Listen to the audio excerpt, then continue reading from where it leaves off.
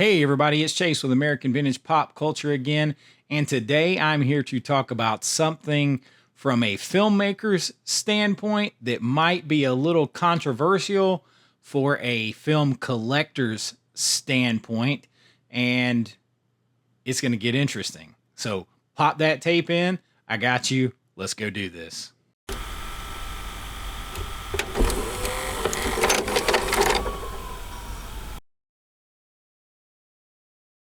All right. So, what in the hell am I talking about when I am saying something that might be controversial? Well, from a filmmaker's standpoint, someone who has edited movies and made movies, and someone who's a big fan of movies and everything, I have to ask the question: is 4K restorations of certain old movies ruining them? Is it destroying the original filmmaker's vision of the movie? And before you jump on me, let me explain. First of all, I am of the opinion that I've developed this opinion. Before we get into the why I think it could be ruining some movies, I have, or not ruining, let me stop. Not ruining the movies, but maybe ruining the feel, the tone, the original intention, maybe. So you take a movie, and the one that comes to mind for me is Red Dawn. This is a perfect example. When you put that movie in 4K and you do this beautiful restoration of it, I mean, to be honest, I have the big collector's set of that coming from Shout Screen Factory right now. It's in transit, flying to me with that 4K on there. But I watched it on VHS on this little TV right over here beside me the other day, and it made me think about this. I was taken with the tone of the film. If you haven't seen the film, obviously, I mean, it's an 80s classic, like all the 80s, like a lot of the 80s power hitters in there, Patrick Swayze and Charlie Sheen, and, on and on. C. Thomas Howell. It's got Powers Booth. I mean, it's loaded. All right. And it's basically about teenagers fighting, off World War III, and they're up in the mountains, and it's cold, and it's winter time, and America has been invaded, and I mean the World War III is starting. We've been invaded. Their town has been taken over. Their way of life has been taken from them. It's cold. It's gray. It's bleak.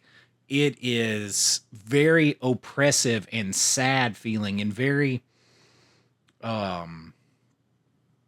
I don't know, just overall, it's kind of a depressing feel and tone that is struck with the movie, and you can't help but think that is part of the filmmaker's vision with Red Dawn. You've got John Milius, who, like, nothing whatsoever got by John Milius. I mean, he was, if you ever read Arnold's book Total Recall or listen to it, John Milius, he manages every second of films that he does.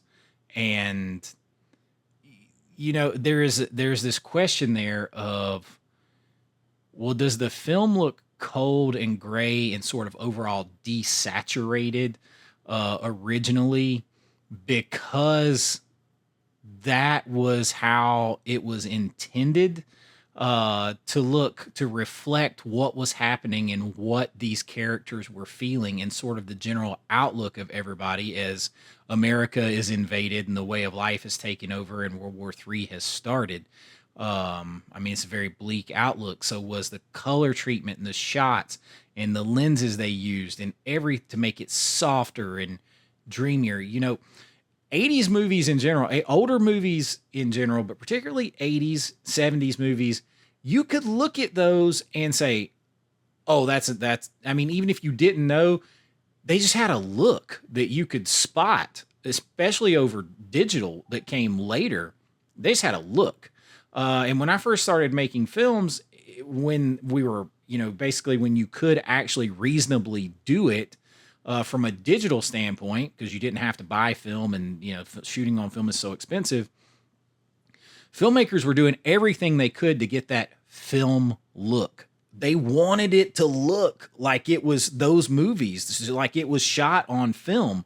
And now, like some of this stuff, if you use too much digital cleanup and all these things, you take this 35 millimeter shot film or 16 millimeter or Super 35 or whatever, and it can come off looking digital. And I don't think that is like what the 4K restorations should be. Like I actually, and I'm going to review this later, but I actually watched the Arrow 4K release of Weird Science. Beautifully done 4K. It looks filmic. It's got the film grain, all that kind of stuff. Now, the Red Dawn, I haven't seen yet on 4K. I've seen a lot of people review it. And there was a great review done by In Search of Physical Media. He combines and does, checks 4K and against the original. And I went on then and did a deep dive looking for myself. And you look at the side-by-side images and videos, and Red Dawn looks amazing. But it's a lot more saturated and it's a lot more vibrant. And the reason that could be a big deal is because maybe that doesn't reflect what is happening in that film. So now we got to ask the question, were they just a prisoner of the ability that they had to make the stuff look its best quality, to deliver it to us in its best quality? And that's why it looked desaturated and cold and gray and bleak? Or was that what John Milius was going for, was to make it look cold, gray, bleak, without hope? Because let me tell you something, a color grade is huge to how you perceive and feel a scene or a whole movie. And it's one of those things that you don't know that is even happening to you when you watch it. So if you have something, that's why like comedies are always usually bright colored, very vibrant, very saturated. And then even a lot of times their DVD or Blu-ray covers are the poster art, very bright, vibrant, very bright, very cheerful, because it puts you subconsciously, the colors make you feel a certain way. So when you change the color grade, are you changing it to what it was? Or are you just trying to make it look good and for new audiences? And does that change something that was inherently important to the film? And I guess the only way we're going to know that for sure is if you ask each individual filmmaker what they think of it, the people who made the film. But as someone who like makes films and knows how John Milius, and some of these people micromanage everything. Now you got Cameron, he's on the other side. Cameron has always wanted to make his films very modern and cutting edge. And he was a guy that was kind of in some cases maybe limited by the technology that he has. And so now he tries to fix it, and doesn't matter what you think of all of his scans. And I haven't watched them all yet, so we'll get back to that later. But right now I want to keep it on this. Like I color grade my films when I edit them. And like we did a movie called Dark Road 79. I purposely, like, it's almost like you saturated you oversaturated it and then faded over the top of that so that it looks like the color used to be there, and then it's faded out so that it gives you that feeling of watching a movie from the 70s. So that is an example of something being purposely done with color to make you feel a certain way and to change the complete tone of the movie. And so, like, is that something we're losing sometimes when we just get these 4Ks and the goal is just to make them look the best possible? Like, just look amazing.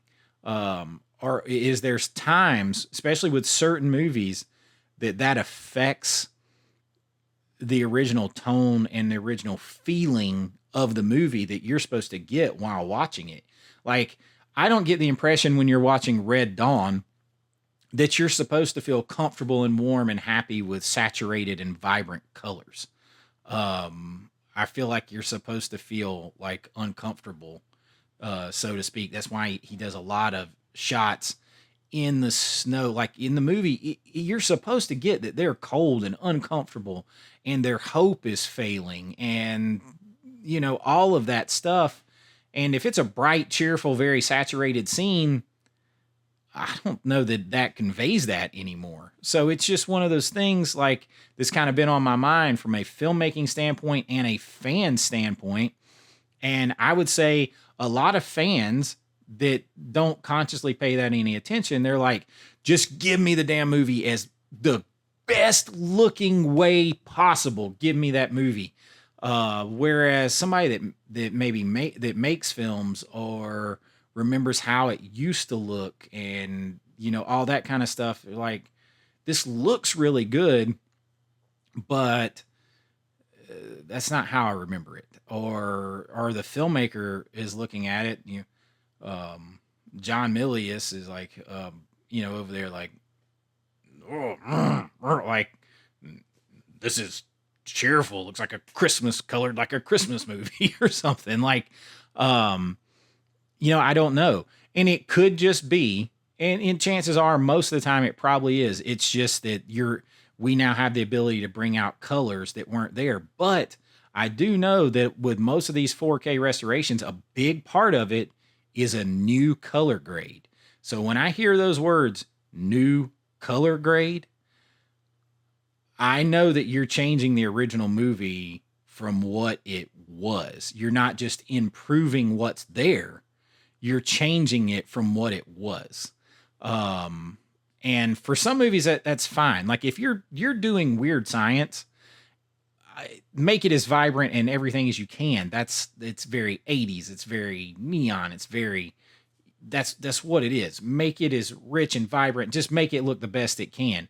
But sometimes when you establish tone and feeling with your color grade and with the way you shoot, like if you shot with like, I'm not gonna get over technical, but like if like The Shining, I think was shot with like contact Zeiss lenses and stuff, to give it a specific feel and tone that was actually enhanced with 4K.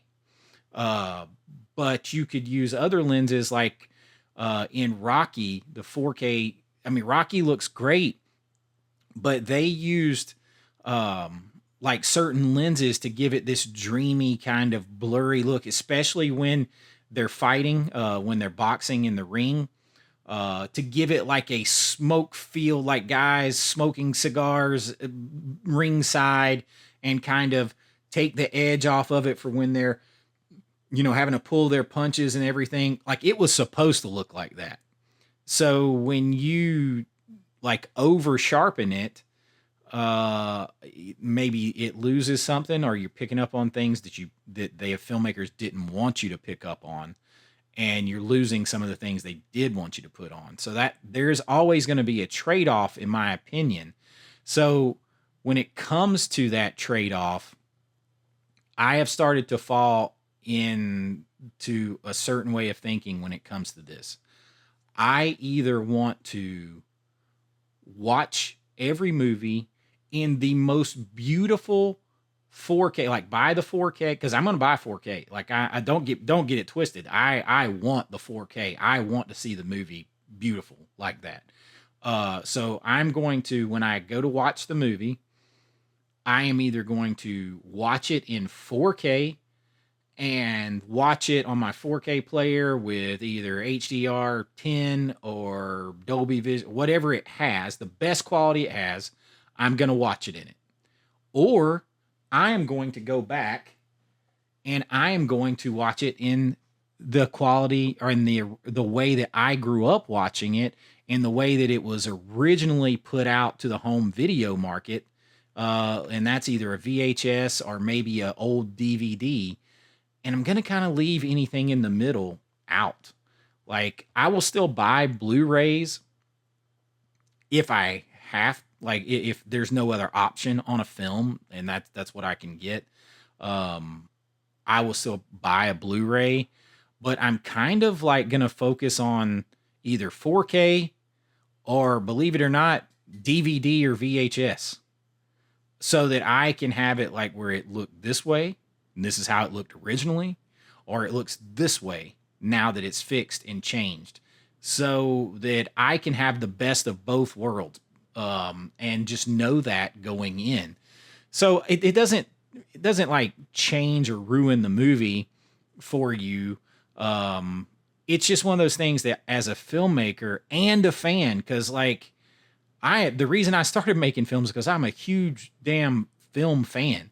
And I mean, one of these days in a video, we can get into like some of the technical processes of color grading and everything else. If you guys are interested in that, and like what kind of goes into it, if you're doing a digital color grade versus a color grade on film, which is a whole other thing. The only time I ever had to cut on film, I was in college, and no thanks. Like I would love to film on film, not edit, not color grade. Which I mean, it's a whole process. So you're gonna do a digital intermediate and all that kind of stuff. But if I was just thinking about it, because I'm like, every time I've ever watched Red Dawn, I felt it made me. It's like the color and everything made me feel what they were feeling. You felt their cold, you felt the bleakness, you felt the sort of life going out of everything, the vibrancy of American way of life going out of everything, because it was very desaturated, very kind of fading, very, just uncomfortable, cold feeling. And if it's oversaturated now with a new color grade and it's all vibrant and everything else, you may lose that feeling, and it may lose something. It may lose a whole tone of sadness and hopelessness and oppression that they have to find it within themselves to fight back against and lead America back to what it was. Because at the end they turn the tide, and it's basically they're insurgents, and it's because of American people like that we weren't able to be conquered in the World War III, in the fictional World War III, probably real life too. But I don't know how that will change with a beautiful, vibrant, just crisp color grade. And it might be one of those things that like 9 out of 10 people don't notice, like that are blissfully just unaware of, like, I just watched the movie and it looked good as shit, man. Like that's all I care about. And that's fine if that's all you care about. It's just there are other people who are like, I really care about the movie too. And I know I get blowback from people because I really care in my collection, that I care about cover art and things like that, and collectors packaging and stuff. And there's reasons for all that. I grew up, picking stuff out in the movie rental place in the early 80s by cover art and by poster art, because there was no internet. There was no other way to get it to you. And a lot of stuff went directly to video rental stores. So, and then now I'm an artist and I make movies and I paint, and, I do pop fan art paintings. So the art is another way to draw me in, display the movies, and get other people interested in the movies the way I did that maybe haven't seen them. And I know I catch grief on that, but the movies themselves, dissecting them and getting into them, really does matter to me. I love movies and I love storytelling. And to me, the color and the color grade can set the tone and help tell the story. There's a reason, like if any of you ever seen Smallville, go do this. If you've seen, they were on the same network, TV shows, Smallville and Supernatural. Go and watch an episode of Small. It used to be great, like lesson in color feel and color grading and how it makes you feel, because Smallville used to come on at 8 o'clock at night, and then at 9 o'clock Supernatural would come on when they still came on, together, but the shows ended at different times. Smallville, it's about Superman, right? And beautiful colors and everything else, particularly when they were on the farm. In Smallville, everything is bright and vibrant and colorful and beautiful. But then when they went to Metropolis, the big bad city with the Luthers there and everything else, it was very cold, gray, washed out, and raining. So even within that one show, you got two different color theories making you feel a tone one way or the other. But then to take it a step further, if you watched Supernatural that comes on next, it's, about it's a horror show. It's always, the guys are always in jackets and jeans. It's in, they're fighting monsters, and they can't, no matter how many they kill, there's always more. So there's like that loss of hope in this just constant fight. And the show is very bled out of color, and it's raining a lot, and it's cold, and they got the jackets on, and it's just supposed to make you feel that way. It's supposed to make you feel the same way they do. Like you're fighting against everything, and the hope is fading the way the color is faded. And that's just a little, like, go YouTube video clips and compare them, and you'll see it. That is 100% done deliberately within Smallville to delineate Smallville from Big Bad City and Luthor Corp and the cold, unfriendly confines of Metropolis. And then it's done to another degree with Supernatural to make you feel that way. So it's definitely a thing, and it's just a little concern that I have and a little thought I had that I want to discuss with you guys. So feel free in the comments to talk about it. I'd love to hear your opinions on it. Is what I'm saying making sense to you, at least, even if you don't agree with it? Can you see my thought process as a fan and a filmmaker, picking up on some of those things and having some concern as to whether we are just making the movies better and giving our own interpretation to them when we're color grading and doing things with the 4K restoration?